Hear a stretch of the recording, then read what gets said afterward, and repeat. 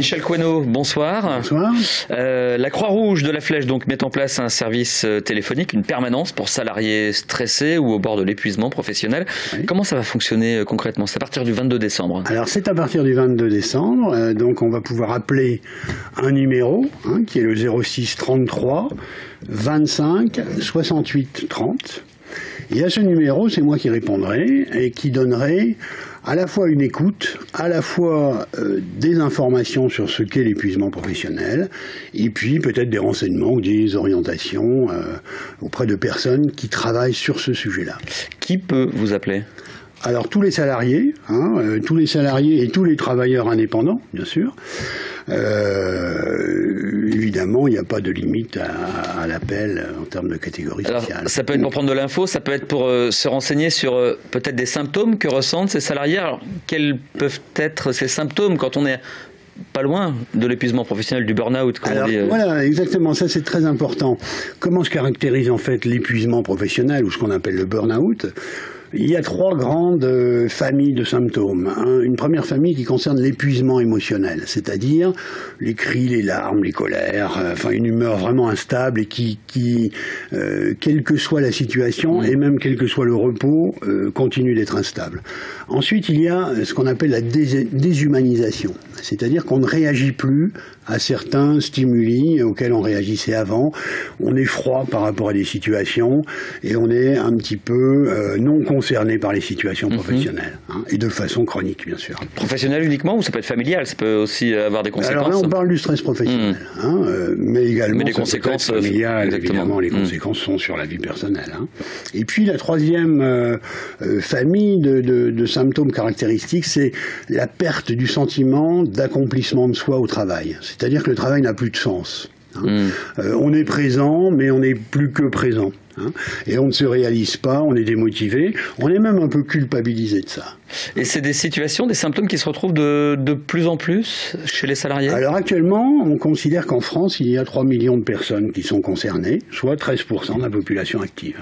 C'est lié au nouveau type de fonctionnement de la société, au niveau professionnel, plus de stress, l'incertitude aussi sur l'avenir de certaines entreprises? Voilà, tout à fait. Effectivement, il y a quelques années, quand on était mal dans un emploi ou mal dans son travail, on pouvait changer d'emploi, changer d'entreprise, changer de secteur même, éventuellement changer de carrière. Aujourd'hui, vu la situation de l'emploi en France, c'est beaucoup plus compliqué et les personnes se sentent obligées de rester confrontées à la situation. D'où l'importance d'avoir des gens qui les écoutent comme vous. Qu'est-ce que vous allez leur dire? Quelqu'un vous appelle, vous discutez avec lui, vous vous rendez compte que ces symptômes, ces trois familles de symptômes peuvent être réunis chez cette personne. Vous allez lui dire quoi? Alors d'abord, je vais l'écouter.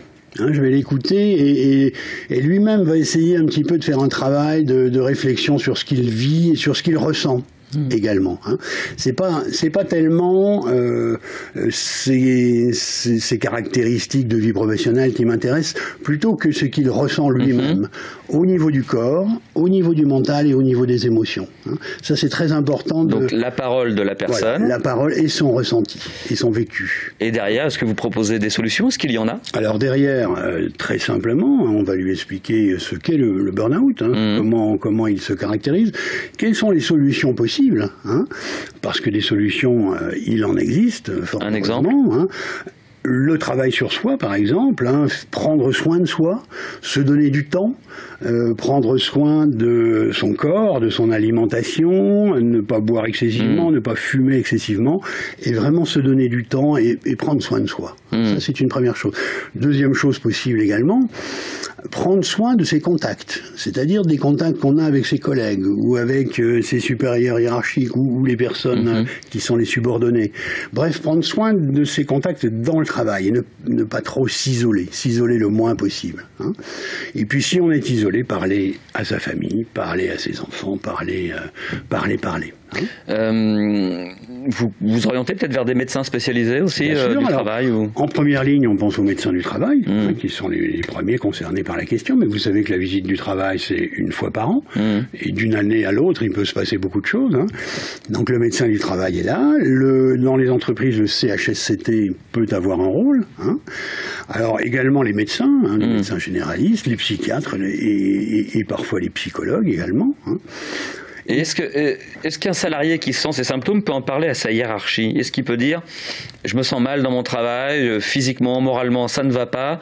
Est-ce qu'on peut aménager le truc? Je sais pas, c'est quelque chose qui est possible? Est-ce que la hiérarchie a une écoute sur ce type de symptômes ou vaut mieux le taire? Alors, dans l'idéal, il vaut mieux en parler. Dans l'idéal, il vaut mieux en parler. Mais concrètement... C'est pour ça que ce numéro de téléphone est intéressant, parce qu'avant d'en parler avec sa hiérarchie, il est bon de prendre un peu des contacts et de prendre un peu des renseignements. Alors après, si ça n'est pas possible, et s'il y a une situation de conflit avec la hiérarchie, évidemment, là, c'est beaucoup plus difficile. C'est plus difficile. C'est là que peuvent intervenir les médecins du travail qui connaissent justement la situation d'entreprise, ou les gens du CHSCT, donc Comité Hygiène et Sécurité. Sinon, ça peut mettre la personne en difficulté au sein de son entreprise. Michel Queneau, on va rappeler le numéro de téléphone de cette permanence à partir du 22 décembre, 06 33 25 68 30. Et puis, une réunion d'information qui aura lieu le 16 décembre. À quel endroit? À la Flèche, à la salle du Barin. À la salle du Barin, à la Flèche. À 19h30, le 16 décembre. Pour être informé donc de ce stress professionnel et de cet épuisement professionnel. Merci beaucoup d'être passé dans ce journal. C'est moi qui vous remercie.